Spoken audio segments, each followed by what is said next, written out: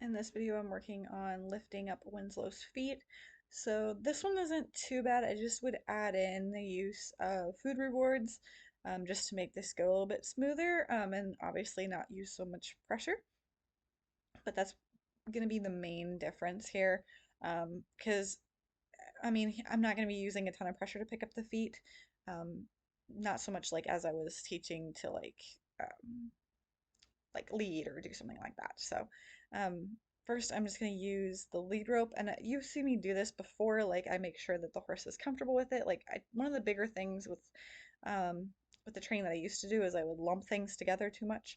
So this now I'm gonna break things down a lot more. So like if I was redoing this now, I would have him just get used to having the rope on his leg for a little bit, and then now like since he's picking up his foot, I would have been clicking as he picks up his foot and then rewarding. So you don't have to do this. Obviously, mixing you're still using negative reinforcement, but I'm not like gonna yank his foot up or anything like that. I'm just putting a tiny bit of pressure and just kind of waiting for him.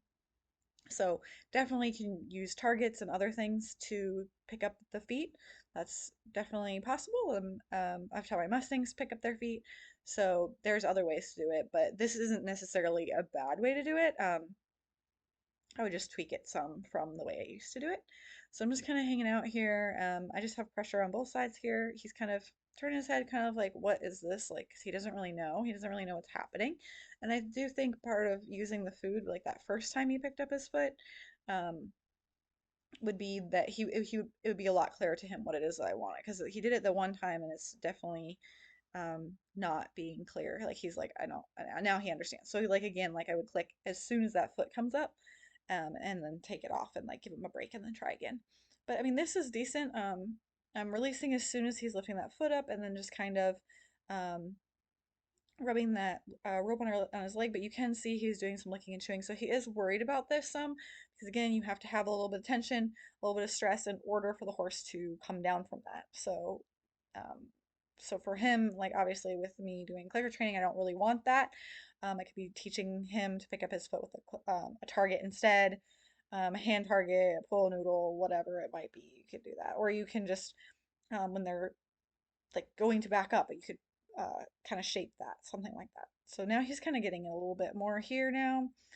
Um, and I mean, I've also been doing other things with him today, so he's probably a little bit more stressed out than if I just was doing just this one thing. So that was good. He's responding nicely to that. But yeah, I would tweak it a little bit. But compared to like the other lessons that I've been doing, this is really not too bad at all. So we were gonna do the front feet and then onto the hind feet, and then again, like just ignore the text that's on the screen. I couldn't really edit that out, so that's all from the original video, and this is me coming back later and critiquing what I used to do. So same thing on this side. I kind of rubbed the rope on the leg. That was actually very soft. Again, he's picking up on this side pretty well. And then just letting go. Again, I would, as soon as he's picking that foot up, you could add in a click and feed him. Um, but yeah, if you want to see a different video with other ways to pick up the feet, you can check out me training the Mustangs. If you want to see a, a lot of negative reinforcement that's not working, you could look at Dakota's because she really struggled with picking up her feet for quite a while. Winslow is not too bad here, so, but just like learning experiences. So, um, the one thing about learning is like I want to do better and make it easier for my horses um, instead of just, okay, this is the one way we do it and we always do it like this because not two horses are the same. Like, I want to do whatever works for that horse. So, we don't have to do everybody like this. And Dakota's a good example of that. Um, he's still kind of like, he looks a little bit more relaxed than he was for sure, but he's still kind of looking over. I like that he's kind of stretching down a little bit. And I think definitely part of that is I'm using less pressure than I was with the other things. Definitely. It's not quite as like uncomfortable as the other lessons that we were doing previously. So I'm gonna do the same thing on the hind leg. I could probably definitely spend more time getting him used to this rope, making sure that he's fine with the rope touching his legs. Um, he lifts his rope or his foot up, and then he's kind of backing away a little bit. But he lifted up nicely. Like I'm not too worried about that. Make sure your horse is cool with hands on the legs too. I didn't show any of that part, but the safety part, like the prep part, is really important. Like making sure you can touch the hind legs and touch the front legs before you put the rope on. They're totally cool with the rope touching the legs, and then of course using like having it halved over. So like at this point, I'm just using like the lead rope that I have, like the um now, if I were to do that like today, I would use a separate rope and never tie it on the horse. I don't like making a loop. There's no need. There's no need in getting into a place where you could not get it off.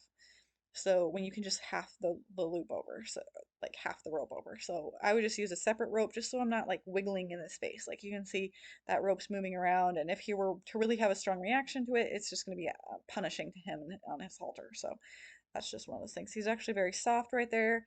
Um, he didn't really, I don't think he had any troubles with his speed at all. Like this was just at the time was a new horse to me. I'm just kind of going through all my checks and making sure he knew everything, but he's actually being really good as to like how this lesson should work. The release is really nice there, and some of my other lessons it's not. I'm not releasing at the right time or not releasing enough, but this looks decent. So I mean, that did stress him out a little bit. You could tell that he's licking and chewing, and he's kind of like coming down from a little bit of stress there. So definitely for him, could have done it better. Obviously, when I was working with him, uh, it was only negative reinforcement. So I'm looking like when I go back and think back on what kind of horse he was, like I probably didn't know the horse he was versus if I would use positive reinforcement and like kind of gauging like what would work and what wouldn't work with him because I was kind of stuck in like this is what we do and this is how we do it. So because I'll kind of change my methods a little bit using positive reinforcement. So he looks like he's picking up his front feet decently. Again, I'm just kind of reaching down, like squeezing a little bit again, pressure and release. So negative reinforcement on his chestnut, and as soon as he kind of picks up that foot, I'm gonna I should probably just let go, honestly. He's totally fine. Like if you watch Dakota's, she's a little bit worse. Like I had to go through many, many, many more steps with her because as soon as she'd pick up her foot, I need to let go. So again, I'm lumping things together here. So he's just being quite good, really. And again, with negative reinforcement, when they're trying to pull their foot away, you kind of have to hold on to it and be like, well, no, pulling isn't going to work. Um, with the negative reinforcement contingency. I don't do that anymore. If they want to let go, or if they want to have their feet free, that's totally fine. I'll let it go. Try to find those moments beforehand, before it gets to that point where you can feel them tighten up a little bit to let their foot down. But I don't want them to be fearful and feel like they can't get their foot back. Some horses can definitely panic. Feet is their method of getting away from predators. So it's really something that they don't want other animals in control of or other things they don't want. Obviously you've seen a horse get stuck in a fence or on a stuck in a rope or hobble or whatever, like they want to be having their feet available to them at all times. So here's a little bit closer view. He's really easy to handle as far as his feet go. I mean overall he was a really good horse, um, especially with all the things I did to him. He was a champ through all of it. See, like here, he's kind of pulling his foot. And so, like, I don't mind, like, one of the things I did when I was using negative reinforcement, they'll tell you, like, hold on.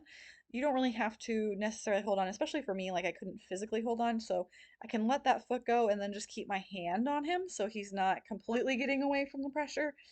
Um, because again, if you're holding on to the horse's leg and he pulls out of your hand, like he's learning, you could pull that his leg away to get away from you. That would be negative reinforcement. Um, so to kind of combat that, instead of obviously I don't have the strength to hold on to him, I can just keep my hand there and then pick it right back up again. Which again is not a horrible method, but I prefer to just use the positive reinforcement instead and doing like lots of um, little tiny steps and rewarding him as he goes. He's actually really nice with his back feet here. Probably because I'm not quite so, like, I'm a little bit more wary of his back feet, so I'm not like, oh, I'm making him hold on to his front feet and stuff like that. So I'm being a little bit more gentle, and so he's being a little bit more gentle. He's not like pulling his feet away. This one, he wanted to kind of, I think at this point he was kind of done and he was kind of looking around and not really paying attention. So I'm just kind of pressing here. Like again, you can see him licking and chewing here. He's probably a little bit worried about me, obviously squeezing on his hind legs. So as soon as it picked up, I'm letting go. So again, negative reinforcement. I'm applying pressure, releasing when I get the behavior I want. Same thing here, and then just letting go as soon as it comes up. This one was a little bit, this hind foot was a little bit stickier than that other one. But again, this is a lot easier with positive reinforcement. You can see all the steps with my Mustangs, how I taught them to pick up their hind feet. That was actually really nice. He picked it up really, really nice and was really soft. Yeah, Winslow is a gem. I kind of forgot about that. Even though I put a lot of pressure on him, he was a really good boy. So, and then I don't like to use a lot of pressure on his hind leg either. At this point in time, like on this video series, I'm using and here's a good example of me just kind of keeping my hand on it and just waiting for him to stand still and asking him to pick it up again. I would use escalating pressure, so a little bit of squeeze, a little bit more, a little bit more. So like now when I'm using negative reinforcement, I've trained it with positive reinforcement and then I'm using non-escalating pressure. Like here, definitely escalating because I'm trying to push his weight off of that foot. Like, yeah, I wouldn't necessarily recommend that. Definitely would not recommend bumping on him to get him to stop walking. Don't do either of those things. That's positive punishment. And really leaning on his hind leg is really not safe. Like he gave me a really nice leg lift there right before. I probably should have just ended on that. So there he goes. Okay, that's plenty.